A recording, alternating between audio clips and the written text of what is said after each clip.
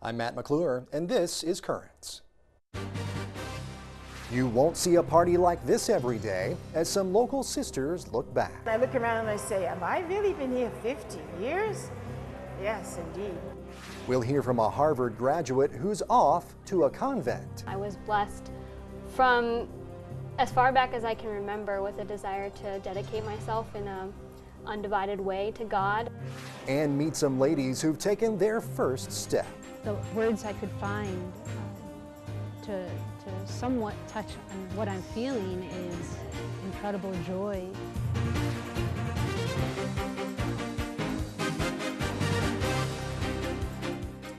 Good evening. Thanks so much for joining us. Francesca Maxime has the night off. Well, it's just one day away, the highly anticipated 100th anniversary of Mother Teresa's birth. She's arguably the world's best known nun who counted notables like Princess Diana as an ally in her mission to aid the poorest and most vulnerable. She became an international celebrity in her own right, viewed by many people as an icon of charity. Well, tomorrow night we'll take an in-depth look at Mother Teresa and her life and times. And we'll also take you to many of the events happening around New York dedicated to Mother Teresa on her 100th birthday. Well, with all that being said, it's fitting that tonight we focus on sisters, religious sisters in particular. And back in May, dozens of sisters from different religious orders in the diocese gathered in Douglaston, Queens to mark their own anniversaries in religious life. Our cameras were there to gain some insight on religious life and, of course, capture the fun.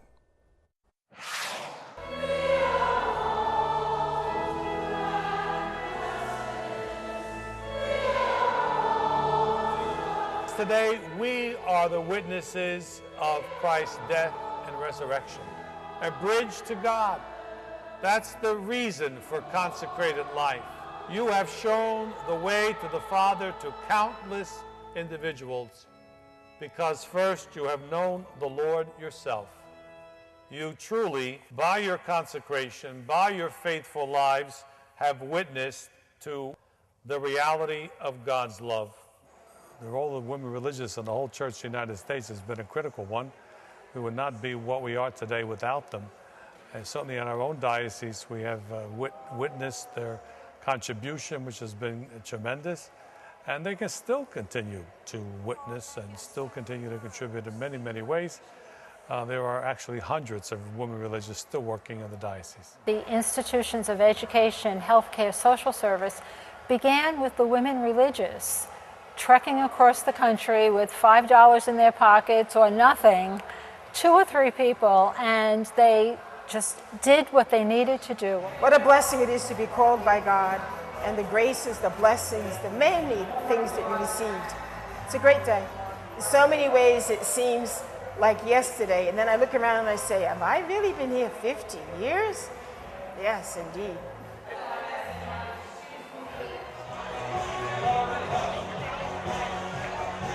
I've been in education all my life, so I love my ministry. I love working with children and just thinking of the impact that you have on the lives of so many young individuals. It's a blessing. I thank God every day for my vocation. It's an important witness in a world when commitments are not long-standing, particularly as a testament to service to God, service to community in different places. I know that they do wonderful work in every different area from when they began. It's just a wonderful opportunity to show some appreciation. When I was in 50 years, I was 70 years old and shocked. Now I'm in 60 years, so you know how old I am now, but I'm lucky. I'm lucky, I'm here, and a lot of people can't be, and so I'm grateful. Hard to believe that I'm this age and have done so well, thank God, health-wise and in every way. I love teaching, and when I was in high school, I loved Latin, and I became a Latin teacher, luckily. So I enjoyed what I was doing. And the future? Who knows? Heaven, I hope. I love that. 75 years, can't believe it. Well, congratulations to all of the sisters there, and you can surely see the joy on all of their faces. Well, stay tuned because when Currents returns, we'll have the day's headlines, including the Obama administration says it will fight back over a ruling on stem cell research.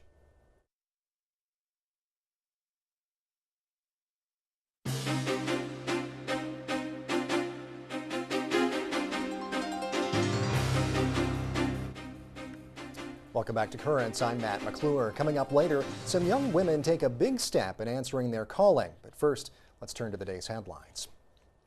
Well, the Justice Department says it will appeal a federal judge's ruling that put a halt to government funding of embryonic stem cell research. Federal Judge Royce Lamberth issued a temporary injunction banning taxpayer dollars from funding the research this week because he said it involved the destruction of embryos. An amendment to each year's Health and Human Services Appropriations bill bans federal dollars from going to such research, but a White House spokesman said Tuesday that President Obama believes that research could save lives. The president said very plainly when he laid out his stem cell policy that this is important life-saving, potentially life-saving research that could have an impact on millions of Americans and people all around the world. He thinks that we need to do research. He put forward stringent ethical guidelines, and he thinks that his policy is the right one. Well, Judge Lamberth ruled in favor of a coalition of groups, including the Christian Medical Association, who argued that taxpayers should not fund research that destroys life. A new poll shows that for the first time since 9/11, more Americans have an unfavorable view of Islam than a favorable one. The study conducted by the Pew Forum on Religion and Public Life shows 38% of Americans hold an unfavorable view of Islam, while just 30% have a favorable view. Now, in contrast, a month after the September 11th attacks, nearly half of Americans had a favorable view of Islam, and 39% had an unfavorable one. The NYPD says a cab driver was stabbed by a man who allegedly asked if he was Muslim before attacking him. Investigators say 21-year-old Michael Enright hailed the cab on the east side of Manhattan Tuesday night. He got inside and apparently asked the driver, Ahmed Sharif, if he was a Muslim. Sharif said yes. That's when police say the suspect attacked the driver with a folding hand tool, slashing Sharif's throat and stabbing him. Reports say a police officer noticed the commotion and arrested Enright. Both men were taken to the hospital and treated for their injuries. Enright faces several charges, including attempted murder. Well, of course, all of this is taking place as debate continues to rage over the proposed Islamic center and mosque in Lower Manhattan. Yesterday, New York Archbishop Timothy Dolan met with Governor David Paterson to talk about the dispute over the site critics say is too close to Ground Zero. Archbishop Dolan says they discussed the importance of both sides coming together and not losing sight of what's really important. How can we bring religion, which at its essence is meant to be a source of reconciliation and friendship and unity, how can we bring religion to bear on this issue, this religious issue that unfortunately is at risk of deteriorating into a source of division? Dolan said he does not have an opinion on whether the center should be relocated, but added it's one of many proposed solutions that should be considered. Now, in the meantime, Catholic peace group Pax Christi says it fully supports the proposed Cordoba House development. In a statement, the group said the proposed Islamic center is a much-needed facility to further the goal of mutual learning, respect, and appreciation across human boundaries. Well, you just heard what Archbishop Dolan thinks about the controversy in Lower Manhattan. Well, tomorrow he will celebrate the life of someone who has been at the center of another recent controversy. Thursday is the 100th anniversary of the birth of Blessed Mother Teresa. The occasion was the subject of some wrangling earlier this year when owners of the Empire State Building refused to shine blue and white lights on the skyscraper in her honor. Well, Archbishop Dolan will celebrate Mass at St. Patrick's Cathedral at noon tomorrow in honor of Blessed Mother Teresa. Now, here in Brooklyn, Bishop Nicholas DiMarzio will celebrate a special Mass tomorrow morning at 10 o'clock at Our Lady of Victory Church in Bedford-Stuyvesant. Even though the Empire State Building will not light up as a salute to the revered nun, Brooklyn Borough Hall will. Our cameras will be there tonight. We'll be bringing you a special report on tomorrow's show. Well, there's more reaction from Catholic leaders in Ireland to a police report showing the church and the British government covered up a priest's involvement in a deadly 1972 bombing. Cardinal Sean Brady and Bishop Seamus Hegarty released a joint statement yesterday saying that they accept the conclusion that Father James Chesney was involved in planning that car bombing that killed 9 people. But they also said that the case should have been properly investigated during Father Chesney's lifetime. The prelates said that the Catholic Church was not involved in a cover-up. And finally, one of the UK's most successful entertainers in recent memory will get to live out her dream of singing for the Pope next month. We'll get details from Rome Reports. Susan Boyle, the famous Scottish artist, will sing for the Pope during his visit to the UK. The singer, who shot to fame after participating in the television show Britain's Got Talent, will now fulfill her dream of singing before Benedict XVI. Boyle will participate in the events leading to the Mass that the Pope will preside over in Glasgow, Scotland on September 16th. The names of the songs chosen for the celebration to be held in Bella Houston Park have not yet been made public. Along with Boyle will be the famous pop singer Michelle McManus, winner of the British TV show Pop Idol. The singer will perform the songs Home and From a Distance. McManus said, "It's an honor to participate and a very special moment." Boyle described the opportunity to sing for the Pope as a dream come true. Stay tuned, there's much more currents coming up. Just ahead, she graduated from Harvard. Now what's she going to do? You might be surprised. My difficult step was understanding it as a call and not something that I would choose.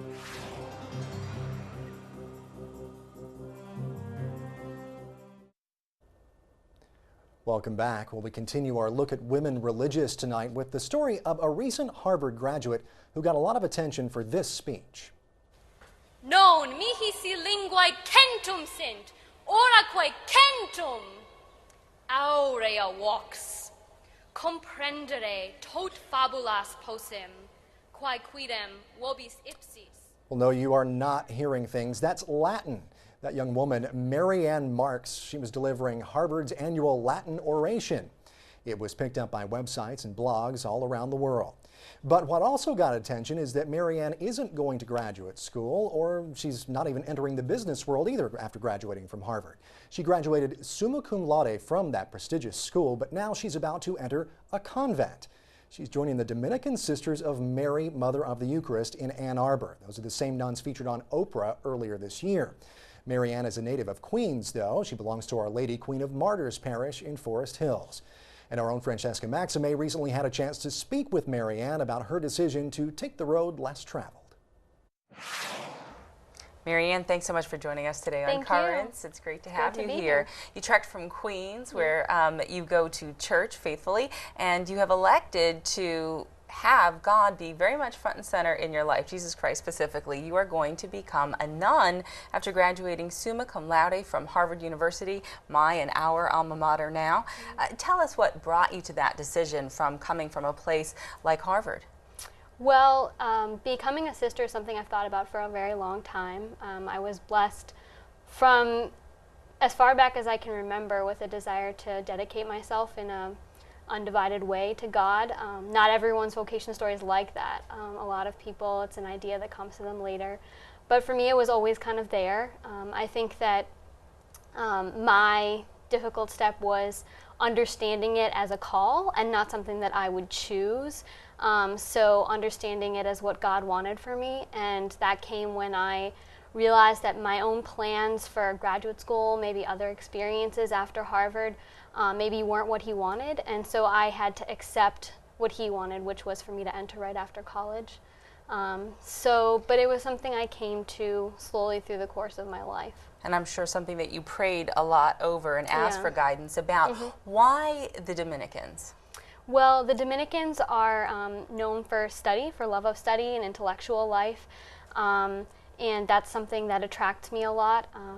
I feel called to learn throughout my life, and to have good intellectual resources and opportunities to expand my understanding of the faith. And Dominicans are also, the motto of Dominicans is Veritas, which means truth, and I think truth is really... I know that one. Yeah, that's the motto of Harvard too. Of Harvard, yeah.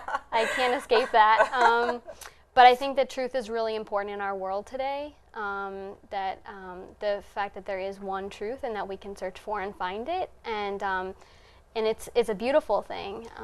That kind of leads into my next question. A lot of times as young women, I think we get all kinds of messages about looking a certain way, acting a certain way, what's attractive, what isn't, and all of this. And as we know, the Dominicans were featured recently on Oprah Winfrey. I actually watched that. And some of the things that the sisters were saying was that this really enabled them to be, in a way, more free with their spirit. Why did you choose this calling as a young woman? Or as you say, it sort of chose you. Right. Well, I think that it was an important lesson that I learned to be true to myself and who I am, so not to be anybody else. And I think that that's one of the great things about becoming a sister too, is that the community life helps you to grow to be who you are as an individual and to learn more about yourself and to be true to who God has made you to be. So you're not trying to be anyone you see or anyone other people are telling you to be. You're becoming yourself and the best person you can be. And you will be becoming Christ's bride. That is really a major wedding, if you will, to have. Yeah. How long will you be there? Because it's not just something that it's going to, be a year and you're done. Right. Yeah. With my community, it's 8 years of preparation. So 1 year of aspirancy and postulancy, and then 2 years of novitiate. After that first year, you get the habit, but you have a white veil. And then after the 2 years of novitiate, you have temporary profession for 5 years, and that's when you get the black veil. So you look like a full nun, but you actually have 5 years to go until you make final vows. What if some of your friends or some of your other classmates said, some of the other people that are your own age, and also I know because you delivered the commencement speech in Latin at Harvard for graduation this year, 2010, you got a lot of you were very popular on the blogosphere, as we said. So what are people sort of saying about your choices, and what are sort of your peers saying? Yeah, well, that's been one of the most interesting parts, and really one of the most grace-filled parts is sharing this decision with other people, many of whom aren't Catholic, many of them who don't practice any religion. I think that one thing it does is open up discussion on a deeper level, because when people ask you what you're doing after college and you tell them you're becoming a nun, it's a really kind of an existential answer rather than a career-oriented answer. And so it's allowed me to have discussions with people, as I said, on a deeper level. So it allows them to open up to me on subjects that maybe they wouldn't otherwise, and that's really beautiful. They have all been respectful, and some of them have been very happy. Sure. Happy that I found something that attracts me so much, and that I'm willing to kind of, I guess, as they see it, throw a lot away for that. Right, devote yourself to entirely for a long period of time. Mary Ann, the time has flown by, and this is all we have today on Currents, but we really appreciate it and we wish you the very best of luck. Thank you. Thanks. Well, the big day for Mary Ann is just right around the corner. She'll be accepted into the Dominicans this Saturday, and of course, all of us here at Currents wish her all of the best. Stay tuned, there's much more Currents coming up. When we return, we'll hear from some other young ladies immersed in religious life. I never imagined God would call me to be a bride of Christ.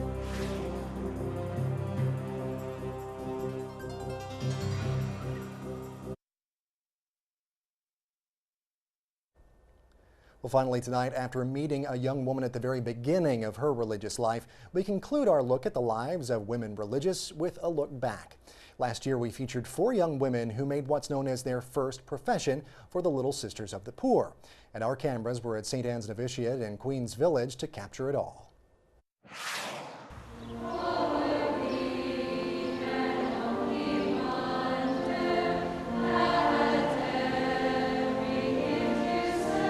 I wanted to be a professional women's basketball player, and so that was my dream. I wanted to be an Olympian. So there is no way I thought I'd be sitting here in this beautiful habit. I never imagined God would call me to be a bride of Christ. I was rather nervous in the beginning, and then thank God I was able to get into the spirit of the liturgy and just experience the joy that I was meant to feel.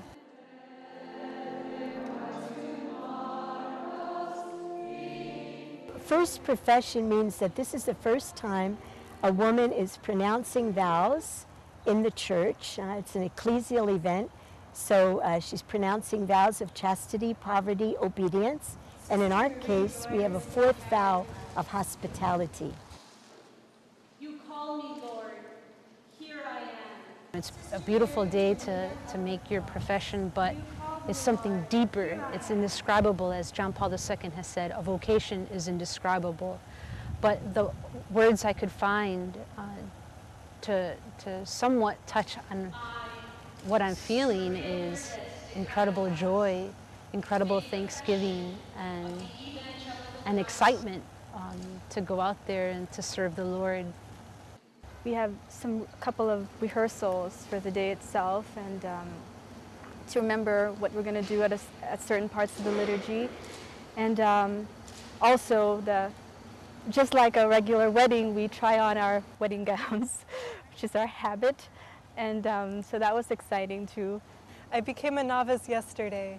So I entered about 9 months ago, and we moved here to the novitiate just a few months ago. And then so yesterday, myself and 3 other young women received the veil and our new names. This is my family now, and we're considered part of them. So it's all more exciting because it's all these sisters who I've grown to love, and now they're truly part of my family. When a young woman first enters a religious community, sometimes she's called a candidate. We call them postulants. And literally, in the Latin means somebody who's knocking at the door of a community and just wants to get to know more, and the congregation gets to know her. And it's just an initial time of adjustment and basic formation. A novice is a young woman who has completed her postulancy stage and now wants to, embark on a more serious formation with the community. Our novitiate is a 2-year program of more intense study, prayer, discernment, apostolic experience to see if this is really where God is calling them.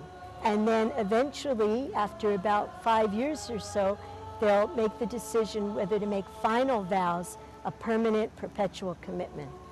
My family was really respectful of what I wanted to do with my life, and but I know that they were saddened in the beginning because they had other hopes for me. But now they know how happy I am. They saw me today at the profession, and now they're happy for me. In the beginning, it was hard to accept. Well, they were at first in disbelief, but once they saw the steps I was taking and entered the congregation and really left to begin the postulancy in the time of formation, it's taken some time for them to really see the beauty and the privilege and the gift of a religious vocation. It can be very, very difficult to give anything up. I think that what the world really needs are people who are willing to sacrifice everything for the truth. People who know God is the first thing that the church and the world is just absolutely thirsting for. I think that people want to know God and they want to know the truth. And it's just such a gift to be a religious. There's nothing to lose. Well, a big day for them there, and we do have some updates on some of the sisters featured in that report. For most of last year, Sister Maria Lourdes was in Gallup, New Mexico, working with Navajo Native American tribe there. Now she's in San Pedro, California, helping care for the elderly. Sister Mary Jamina, meanwhile, is in Totowa, New Jersey. She's working with infirmed patients. Well, that is it for this edition of Currents. Now, we started off the show with a celebration of milestones, and tomorrow, our coverage of the highly anticipated 100th anniversary of Mother Teresa's birth. Big milestone there. We'll take you to some of the many tributes that are taking place around the city, including the lighting of Brooklyn Borough Hall and Bishop Nicholas DiMarzio's celebration of an anniversary mass in Mother Teresa's honor. Until then, though, be sure to check us out online. We're over at currentsny.net. We're also on Facebook and Twitter, so look us up. For all of us here at Currents, I'm Matt McClure. Have a great night.